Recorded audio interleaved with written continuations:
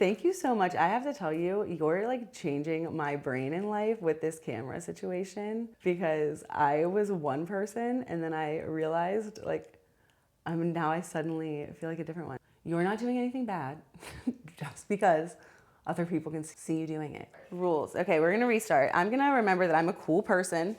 I am not being interrogated by the federal government. We're here to have fun. We're here to have fun. I'm talking to you. We should name that camera. I named the other camera Edward. Lumi, I like that, Lumi. Now it's not just me and you and a camera in the room, it's me and my friend Lumi. Okay, word.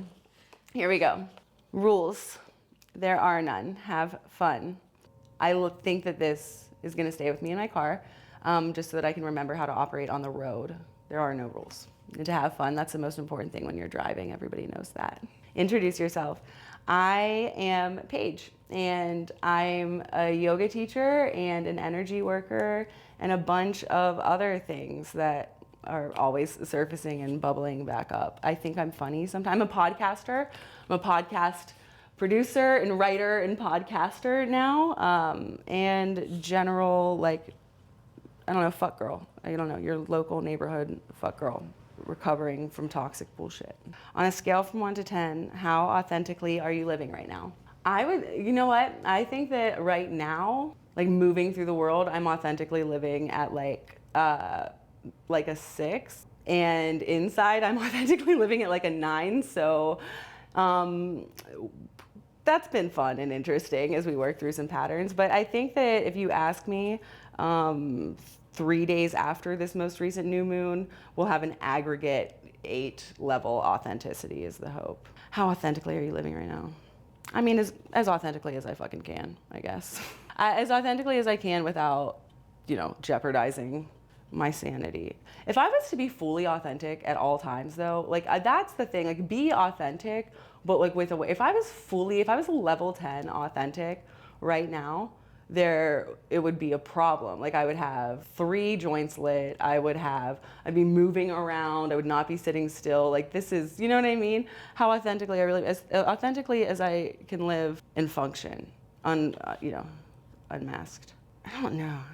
The neurodivergent community has such, I need to tell you this, Lumi. The neurodivergent community has such useful language when it talks about like unmasking and masking or whatever.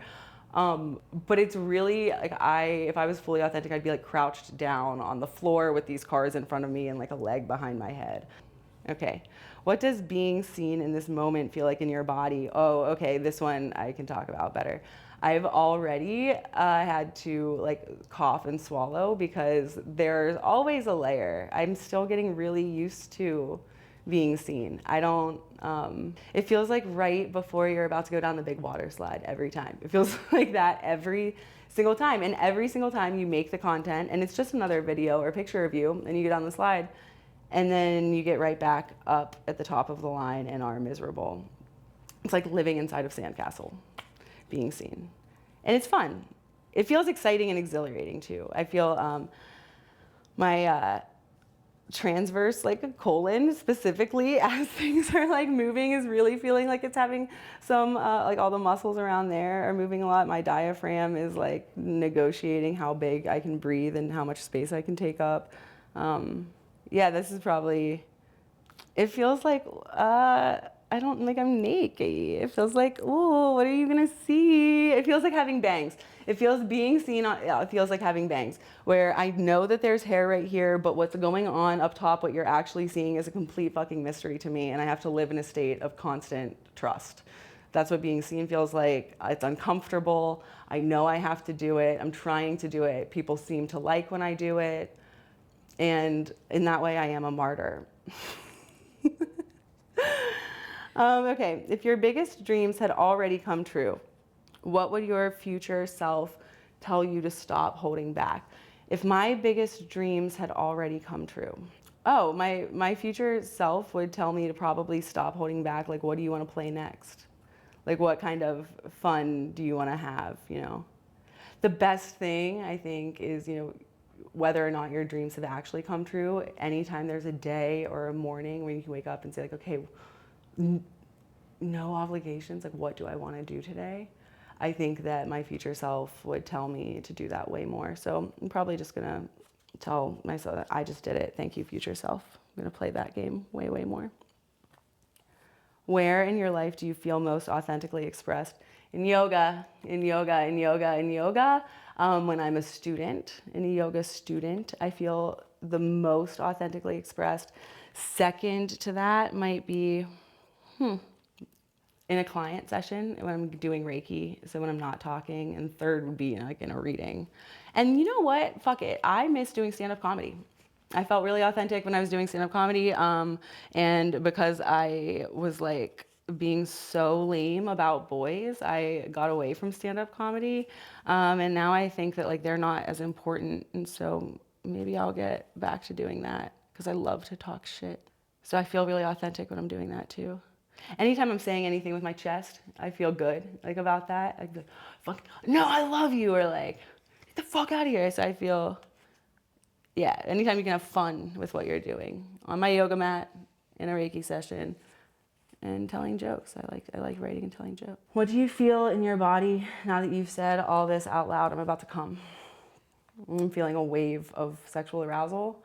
No, I don't think I'm trying too hard. I'm not trying to be a stand-up comic right now. What I feel in my body, I feel definitely my shoulders relaxing. I feel like I can hear my voice rate in my, like how quickly I'm talking calm down. Finally, I'm definitely not as like high up in here. I can drop a little bit lower into my hips. They're like wider on the chair. My body is definitely happy that I'm like stepping out, that I'm like pushing the limit instead of just only thinking about what it might feel like. Like at least now I know, you know, so that's always fun. Any final thoughts? I think this is so cool. This is really so fun. I think, yeah, final thoughts. Yeah, for 2026, this is what I'm gonna say, and this is like what I'm doing and trying to work at to bridge that authenticity gap. Whatever you do, like just do what you want.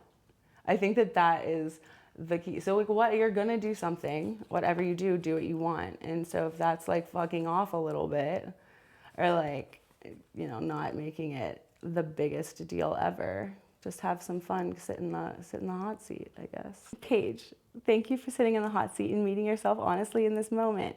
Thank you for trusting me in this process. Your willingness to be seen is something I deeply respect. Thank you, because it's so scary. I don't know why it's scary. Maybe Tally one day will tell all of us why it is so fucking scary, but it is so scary every time. Thank you for being here. Thank you for having me here. Yay.